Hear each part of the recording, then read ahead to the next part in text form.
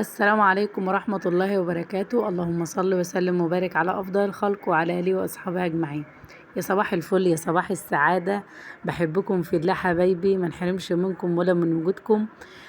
حبايبي عاملين ايه؟ جيت لكم النهارده بقى بايه؟ بروتين جديد وبيوم جديد ان شاء الله هيعجبكم. في افكار حلوه وفي نشاط وفي بصوا حاجات جميله قوي، وهتستفيدوا مني ان شاء الله لو بمعلومه بسيطه. بس يلا بقى يا قمر، ان كنت بتشوفي قناتي لاول مره ما تنسيش الاشتراك فيها وتفعيل الجرس وتفعيل كلمة الكل عشان كل ما انزل فيديو يوصلك على طول. ماشي؟ واللايك الحلو بقى يا قمر منك ليا بشجعني قوي وبديني طاقة كده. ما نحرمش منكم يا حبايبي ولا من وجودكم.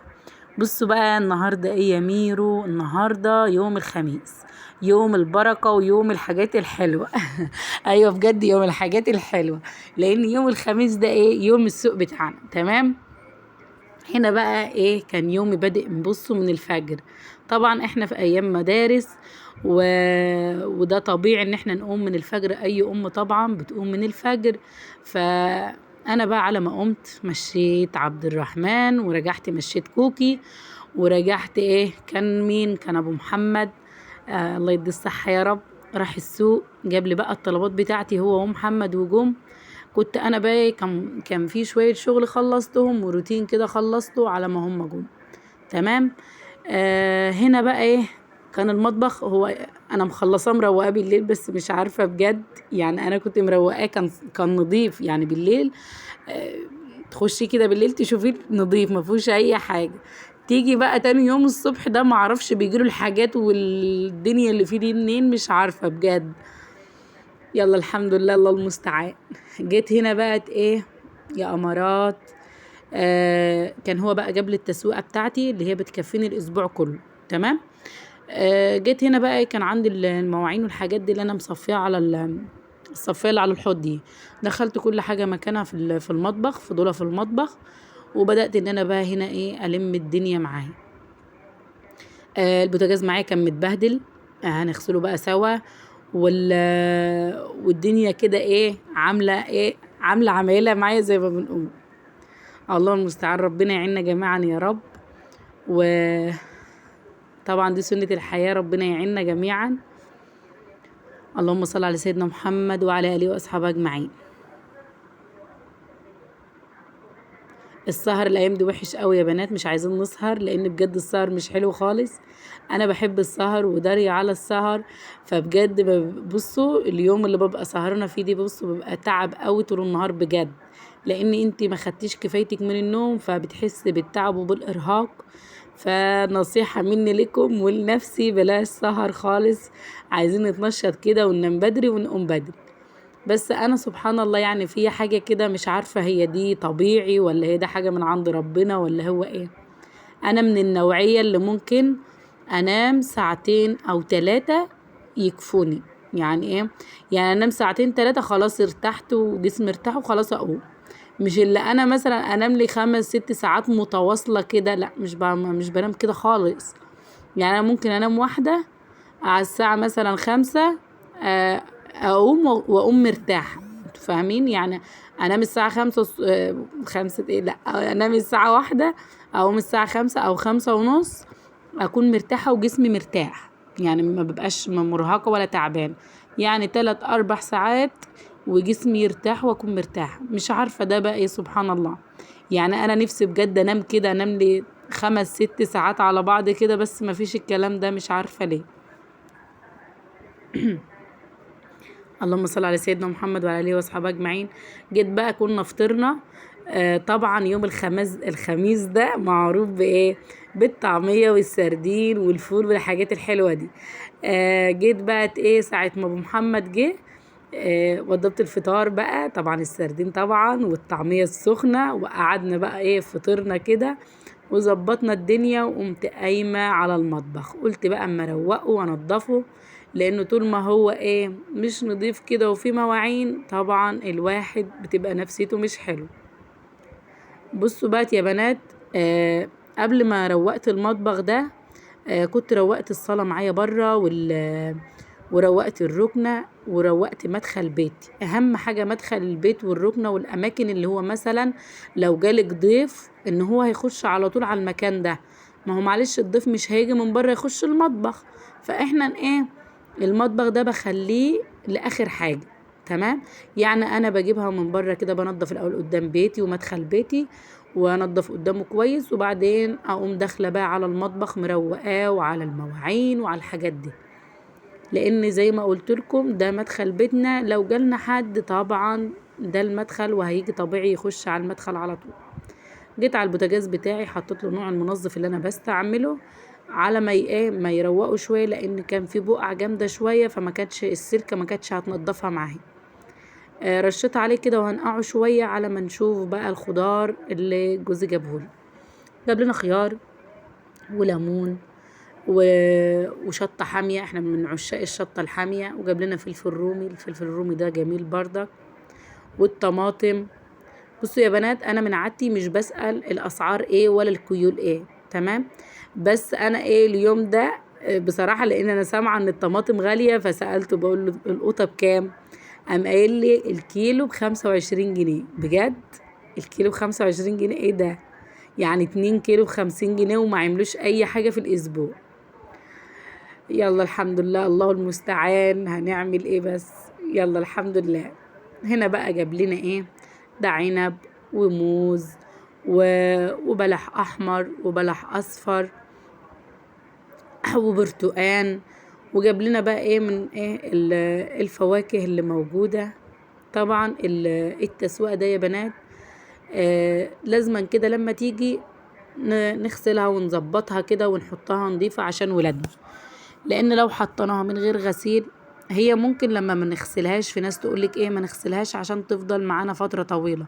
فترة طويلة اللي هو قد ايه يعني 3 ايام 4 ايام؟ لا، هي الحاجة اما تبقى مغسولة كويس، ربنا يخلينا اولادنا يا رب، ما تخلص في اول الاسبوع مش مشكلة عادي، بس ان هي الحاجة تبقى نظيفة، عارفة ان ما حد من الولاد يجي يمد ايده عليها ولا ياخد حاجة، ابقى عارفة ان هي نظيفة، بياكل حاجة نظيفة. ما هو انا مش هبقى طول النهار حارسة الولاد، اللي داخل واللي طالع بياخد بيشيل، ما اناش همشي وراهم، معلش اخد من ايديهم اغسل. فاحنا ايه نفضل ان احنا نغسل حاجتنا تبقى مغسولة وحلوة كده ونظيفة في التلاجة. ممكن بقى اللي ما بغسلهوش عشان ما يبص معايا ويفضل معايا طول الاسبوع، الخضار اللي زي الطماطم والخيار والفلفل والشطة والطماطم والحاجات دي والبدنجان، فده ما نغسلش لان ممكن لو غسلناهم بيتبلوا ومش وبيبوظوا معانا على طول، مش اللي هم بيفضلوا معانا طول الاسبوع. ولازما من اول ما نيجي من السوق كده لازما نشوف الحاجة دي عشان خاطر نرتاح طول الاسبوع. تمام. والاكياس البلاستيك دي يا بنات انا مش برميها. ليه بقى مش برميها؟ لان انا بستعملها اعزكم الله في الباسكت بتاع الزبالة. طبعا بفضل الاكياس كلها وباخد الاكياس مع عندي بحطها في التربو. اما يجي بقى عندي ايه على الحوض كده بحتاج احط حاجة في الباسكت بتاع الزبالة، مش بحطها منها مباشر كده في الباسكت. ليه بقى يا ميرو؟ لان ممكن ينزل مية ينزل حاجة، فانا بقوم حطها الاول في كيس من ده، وبعدين حطها في الكيسة اللي هي في الباسكت بتاع الزبالة. تمام. بتنضف وبقوم رابطة الكيسة اللي انا بحط فيها حاجة مثلا، بقوم رابطاها. اول حاجة مش بتطلع ريحة، تاني حاجة مش بتعملش هبوش كده وتفضل نظيفة. تمام. واهم حاجة ان احنا نتخلص كل يوم من الزبالة، ما نخليش الزبالة في البيت ولا في الشقة، لان ايه بتجيب حاجات مش حلوة وبتخلي روايح مش حلوة. فاحنا نتخلص منها كل يوم كده، لازم كل يوم ننزلها من بيتنا ومن شقتنا. تمام يا امارات. يلا بقى، اللي ما حطيتش لايك تحط لي اللايك الجميل. بحبكم في الله ونصلي على الرسول، صلى على الرسول قلبك يطيب. اللهم صل وسلم وبارك على سيدنا محمد وعلى اله واصحابه اجمعين. شجعوني يا امارات، ويلا اكتبوا لي بقى كومنت حلو كده زيكم. قولوا لي بقى انتوا بتحبوا الفيديوهات اللي انا بعملها تبقى روتينات، ولا عند الطيور، ولا بتحبوا ايه اللي انا بعمله بجد؟ وانا برد عليكم على طول، لان انا بحبكم جدا وبحب تعليقاتكم وبحب كلامكم الجميل. اللهم صل على سيدنا محمد وعلى اله واصحابه اجمعين. بدأت ان انا اغسل الحاجة زي ما انتم شايفين كده بقى، غسلت البلح والكمثرى والعنب وبسيبهم بقى على الرخامة كده ينزلوا المية اللي فيهم كويس قوي، عشان ما احطهاش في التلاجة على طول، ان هي ايه تنزل المية على الرف بتاع التلاجة كده وميبقاش حلو. فاحنا نسيبها تتصفى كويس قوي على الرخام. بصوا يا بنات بقى، وانا في الوقت ده بقى كنت ايه، طبعا الصبح بقى ساعة ما جوزي مشى وراح السوق وكده، مسكت التلاجة مسحتها كويس قوي، ما غسلتهاش يعني، ما غسلتهاش كلها ونزلت الرف وغسلتها، هي كانت نظيفة. يا دوبك جيت بالفوطة بتاعتي بس شوية شوية من الخل بس والمية، ومسحتها كده ومسحت الرفوف بتاعتها، راحت بتلمع وجميلة. ومسحتها بردك من بره، راحت جميلة كده. وعلى ما جه كانت نشفت، يعني كنت شغلت بقى التلاجة، كانت نشفت معايا مكان ما انا مسحاها وبقت ريحتها حلوه كده ونضفتها. طبعا احنا ايدينا فيها كل يوم، ما نسيبهاش ان هي تخش لدرجه وساخه كتير. دايما نمسحها، انا على طول بمسحها يوميا على الله، بمسح كده، امسكها بفوطه نظيفه اقوم مسحها. تمام. فكنت رصيت فيها حاجتي كانت على نظافه، يعني كانت نظيفه.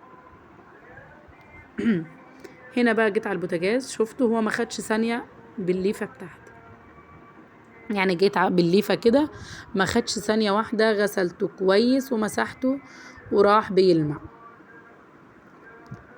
انا يا بنات من النوعية اللي مش بحب المنظفات دايما، لان الحاجات دي بتبقى فيها مواد كيماوية بتخلي عمر الحاجة الافتراضي مش كتير، بتبوظ معانا بسرعة، بتستهلك معانا، فمش بحب كده بصراحة. انا بستكفى بشوية بريل والسبونشة معايا، واقوم غاسلة البوتاجاز والعيون بتاعته، بتروح جميلة ونظيفة قوي وبتلمع.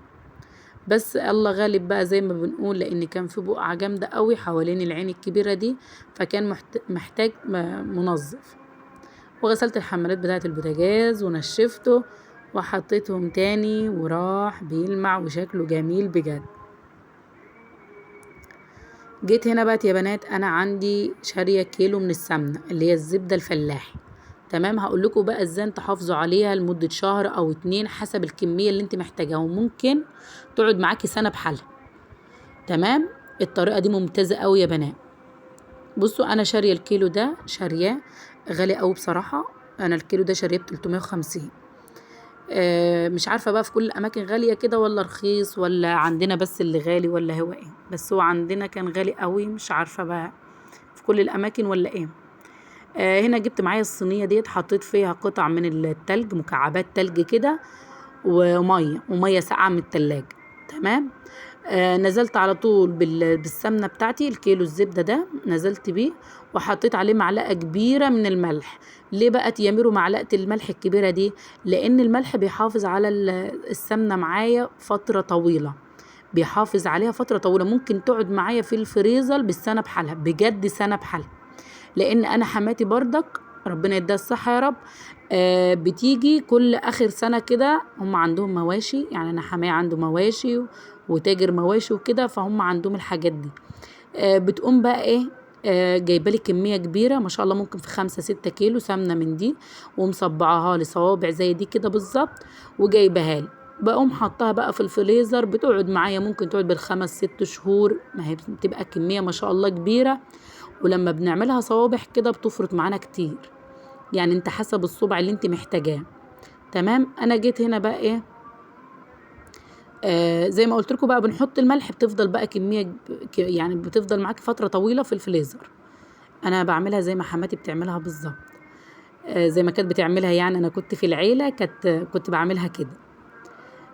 هنا بقت ايه، بدأت ان انا دوبت الملح مع السمنة كويس، ورجعت بقى مسكت ايه السمنة معايا صبحها كده صوابع. ليه يا ميرو بقى حطيت التلج وحطيت المية الساقعة؟ لان لو حطينا مية فترة من الحنفية هتخلي السمنة معانا طرية كده، ومش هتعرفي تصبعيها صوابع زي ما انا عملتها كده. تمام. فانا عملت ايه بقى، المية الساقعة بتخليه تعرفي تلميها، تعرفي تعمليها صوبع معاكي كده. يبقى نحط ميه متلجه، مكعبات تلج كده، تخليها سهله قوي وتعرفي تصبعيها. وهنا الصوابع دي حسب ما انت محتاجه، عايزه الصبع كبير، عايزاه صغير، عايزاه وسط، حسب ما انت بتستخدمي. انا استخدامي بقوم واخده صوبع واحد، يعني انا عامله الصوابع بتاعتي دي على اني اسحب صوبع واحد بقى. ده انا بفقش مثلا بيض، او بسلق، بفقش بيض، او بعمل رز. ولما بعمل رز مثلا من غير لبن، بحط الصوبع او الاتنين. بصوا استخداماتها كتير قوي وطعمها حلو قوي في الاكل وصحيه. اهم حاجه ان هي صحيه بجد يا بنات. وبصوا بتبقى بتخلي الاكل كده ليه ريحه تانية وطعم تاني بجد. زي ما انتوا شفتوا بقى هنا ايه. وبصوا التلج ده كمان يا بنات بيخلينا اي حته سمنه بقى في الميه دي مش بتهدر معانا سمنه خالص، لان السمنه بتبقى طالعه على الوش كده، القطع الصغيره او الفتافيت بتبقى طالعه على الوش كده، فبتبقى سهله انك تلميها. خلصت هنا بقى ورصتهم على الصينيه زي ما انتوا شايفينهم كده، واحطهم بقى في الفريزر. ليه الفريزر يا ميرو؟ الفريزر بتحط فيه وبتخليه تجمد شويه، تمسك في بعضها. هي طبعا لسه طريه معايا، فلما احطها في الفريزر هتجمد. ولما احطها تجمد بقى انا عامله علبه كده، ساعه ما بتجمد بقى في الصينيه بقوم مفضيهم في العلبه وحطهم في رف الفريزر واسحب منها يوميا. يعني دي استخدامي يوميا. احنا بنحب السمنه او البلدي، يعني اكتر اكلنا بسمنه بلدي. تمام. هنا بقى جيت دي الفرخه دي يا بنات تربيت ايديا وحياة عيني. دي الفراخ اللي انا كنت مربيها. طبعا انا بقى ايه، ده كان يوم خميس وصباح جمعه، هعمل غدا ايه بكره ان شاء الله. قلت لا، همسك الفرخه دي اتبلها واحطها ايه لبكره ان شاء الله في التلاجة. جيت هنا جبت معايا طماطمتين كبار وبصلتين وسط، خرطتهم كده وحطيتهم، وقرنين شطه حاميه. لو مش حابه حاميه خلاص استغنى عنهم. تمام. وحطيت كوبايه لبن رايب، حباها رايب او ما عندكيش لبن رايب يبقى حليب عادي. يعني انا كان عندي نص كوبايه لبن رايب. لو يفضل زبادي عادي تجيب علبتين زبادي. انا ما كانش متوفر جنبي زبادي، فحطيت بدلت باللبن الرايب او الحليب عادي، كله بدينا نتيجه واحده. تمام. نزلت على طول في الخلاط، خلطتهم كويس. وجيت هنا جبت الطبق ده، حطيت نزلت بالخليط بتاعي، ونزلت بنص كوبايه من الزيت. يعني مش نص كوبايه كبيره قوي، يعني حاجات بسيطه كده، يعني قولي ايه 4 معالق كبار من الزيت. تمام. جبت معلقه كمون كبيره، ومعلقه بهارات، 7 بهارات معلقه كبيره، ومعلقه ايه اللي هي بهارات فراخ حطيت بردك معلقه كبيره. تمام. وفلفل اسمر بقى، والموجود عندك حطي يا قمر بيبقى زي العسل. بس اهم حاجه البهارات اللي انا قلت لكم عليها دي، اللي هي ال7 بهارات وبهارات الفراخ، دي من الاساسيات، والفلفل الاسمر. تمام. ونزلت بمعلقه ايه كركم من اللي هي الاصفر ده، بس حطيت معلقه صغيره لان انا مش عايزاها تبقى صفرة قوي. وجبت نص ليمونه، لو عندك خل يبقى تحطي معلقه من الخل. تمام. انا ما كانش متوفر عندي خل، فنزلت على طول بنص ليمونه عادي خالص، بتديني القوام اللي انا محتاجاه يعني، والريحه والطعم اللي انا محتاجاه. نزلت بالملح بتاعي حسب رغبتك، يعني الملح حسب الرغبه. نزلت بالملح بتاعي وبدات ان انا اقلب ده كلته بقى ببعضه كويس كده لحد ايه ما الملح بقى والبهارات وكله يتدخل في بعضه كده ويدوب كله مع بعض. هنا الفرخه بتاعتي يا بنات انا كنت قطعتها قطع صغيره، يعني الصدر قطعته 5 قطع الصدر. تمام. والورك قطعته 4 قطع. تمام. وقطعت بقى ايه، قطعتها قطع كده صغيره، ونغستها بالسكينه وفتحت فيها فتحات عشان الخلطه تخش فيها كلها مع بعضها. يعني انا مسكت الصدر كده قطع من الصدر، والقطع اللي هي الوراك الدبابيس دي فتحتها بالسكينه كده ونغستها، بحيث الخلطه تخش فيها كلها على بعضها وتتشرب كلها من الخلطه. بصوا يا بنات انا هقعدها ليله بحالها لتاني يوم في التلاجة. من اهم التتبيلات انك تقعديها فتره طويله. ليه بقى تعملوا فتره طويله؟ لان الفتره الطويله بتخليها طبعا المكونات اللي احنا حاطينها بتخلي اللحمه بتاعتها تفتح، اللحمه كده والنسيج بتاع اللحمه تفتح معاكي، فتستوي معاكي على طول وتبقى جميله وتبقى طعمها تحفه. حطيت بقى غطيت عليها بكيس بلاستيك كده واحطها على رف التلاجة واسيبها بقى شويه. وهنا بقى جيت على السهره الجميله. تمام. كان يومي خلص بقى وخلاص بقى السهرة الجميلة جات. قلت أسهر شوية أنا ولادي. جيت هنا بقى جبت طبق من البلح، قطع لهم بقى شوية فواكه كده ترم عظمهم. وشوية من العنب، هو لازما كده اخر اليوم لازما الواحد ياخد استراحة كده، وياخد بصوا استراحة مع نفسه كده بجد، يعني لازما عن كده، لان الواحد هيفضل طول اليوم في روتينات، ده بتبقى بجد تعب قوي. فاحنا لازما ايه ناخد استراحة مع نفسنا شوية. اللهم صل على سيدنا محمد وعلى اله واصحابه اجمعين. يلا يا حلوة بقى، ان ما كنتش اشتركت في القناة اشتركي، عشان كل ما انزل فيديو ينزلك على طول. يا قمر بحبكم في الله قوي، وانتوا بجد حاجة حلوة قوي في حياتي، ما نحرمش منكم. وبجد لما بغيب عنكم شوية ببقى مفتقدة حاجات، بجد ببقى حاسة ان في حاجة ناقصة كده في حياتي. يا رب ما نحرمش منكم ولا من وجودكم، و... ويا رب نكبر مع بعض كده ونكبر سوا. ربنا يا رب يجعل ايامنا كلها كده سعادة يا رب، اللهم امين. قطعت كمثرى وبرتقان. البرتقان يا بنات نزل في السوق، بس انا مش بحبه دلوقتي خالص بصراحة، مش بحبه، مش عارفة ليه. يعني ايه لسه شوية كده اما يبقى اصفر ويصفر كده ويبقى حلو.